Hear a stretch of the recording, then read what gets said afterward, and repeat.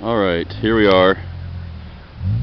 Brand new year 2011, January something. January 8th, January 9th, I don't know. Turns out in some parts of Hamilton County we got 7 to 8 inches. I believe here we got around 10 inches. This is on East Brainerd Road in Chattanooga, Tennessee.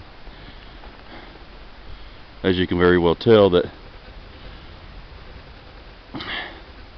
everything's white. Looks like somebody here either bumped into the funeral home sign and knocked it down, or crashed into it, one or the other. Let's walk out here and see. A lot of these people are driving real slow because the salt trucks are turning into mush. But a lot of cars can't get around some of these corners down here, unlike this. Looks like an H3 Hummer 3 coming down. He's having no problems at all whatsoever.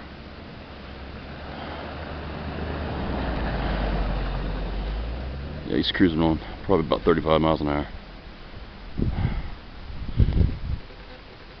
But all the way down there is that sharp corner that goes up a hill. I'll try to zoom in a little bit here, best I can. That corner goes up. I don't know what kind of degree pitch it is, but a lot of cars have been sliding off at the peak up there around the bend.